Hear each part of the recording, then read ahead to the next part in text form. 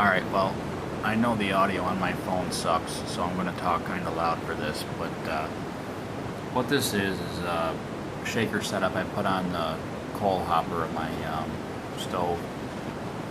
The coal has a tendency to stack itself when it's wet, or just in general it does.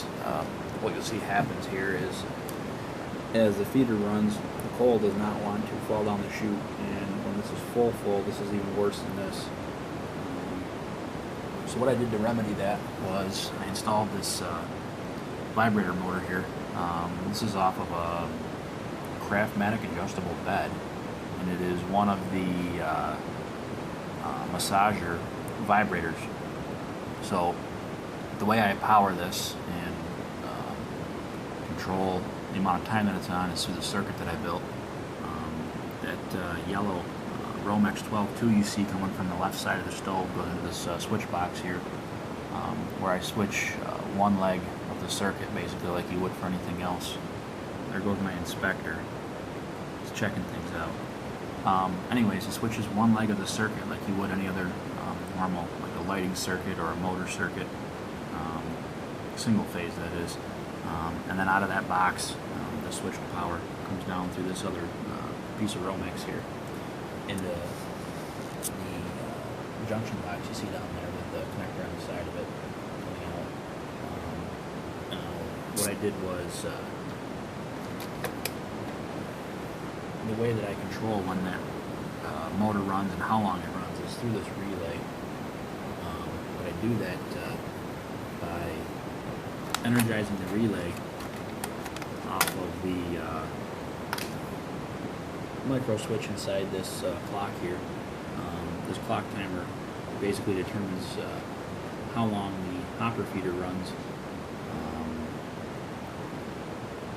every 30 minutes, or how long it runs every time it does run on a 30-minute cycle, so that when the thermostat's turned down all the way and the stove isn't calling for heat, it doesn't let the stove go out.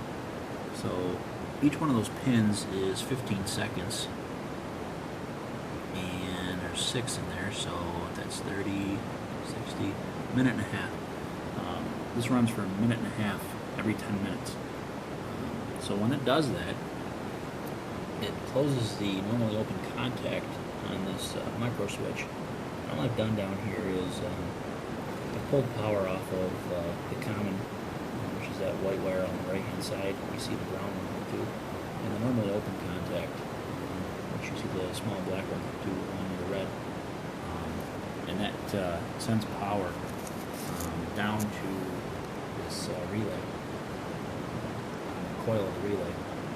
What it does is it actually energizes that relay. And the way I have this timer relay set up is right now when that coil energizes, the normally open contact that I have those 2 red wires run through will close for 3 seconds, which in turn runs that motor for 3 seconds every time the stove goes into an idle condition.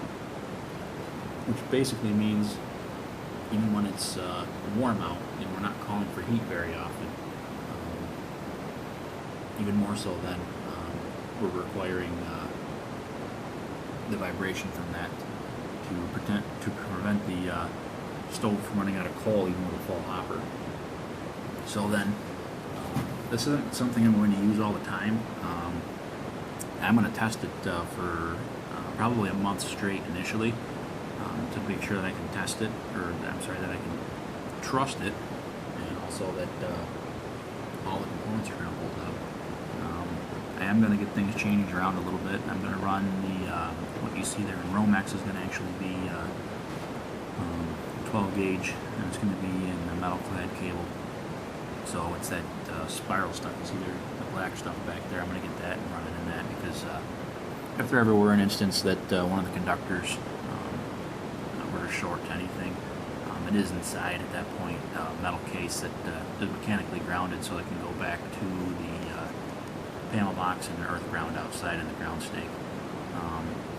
And if there were to be an overcurrent or any kind of imbalance on the current draw on either leg of the circuit, it would also trip the ground fault current interrupter that I run the stove off of.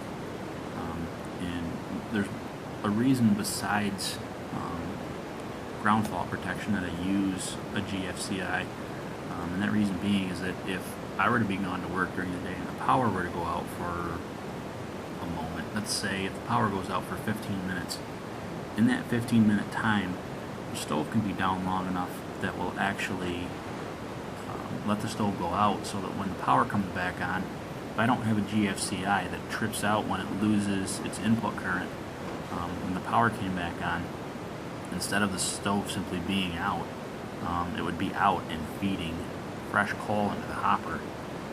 So the GFCI does help in the instance that the power were to go out while we're gone. And that would be the worst case scenario, would be having the power go out and the GFCI let go, if we were gone for a long weekend. But that's the reason I built this vibrator circuit, is so that I can fill the hopper on a Friday afternoon or a Saturday morning, and we can go away to my wife's parents' house and be gone clean through Monday afternoon or Monday evening if we wanted to make a long weekend out of it, without any fear of running out of coal for the feeder to push. I have a very large ash pan, so there's no fear of it filling up while we're gone for 2 or 3 days. There he is, little man. He's checking things out. He wants to make sure everything's up to code, which it isn't right now, actually. But the system does work. If you have any questions, go ahead and put them in the comments section. If you'd like a simple schematic, let me know and I can draw it up for you. Or if you'd also like some help sourcing parts to do this yourself. This is a fairly easy modification. Somebody with a decent amount of electrical wiring skill could do. Obviously you'd want to make sure your circuit's de-energized when you do that, but otherwise it's very, very simple. So if you have any questions, let me know. What I'm going to do here real quick before I end the video is I'm going to plug the stove in, and the clock wheel is actually gone, actually just past an idle cycle. But what I'm going to do is plug this in, reach in there with a screwdriver, and I'm going to actuate the lever on that micro switch just to show you that the circuit works. I might do it a couple times just to show you the repeatability, and then if you have questions, let me know.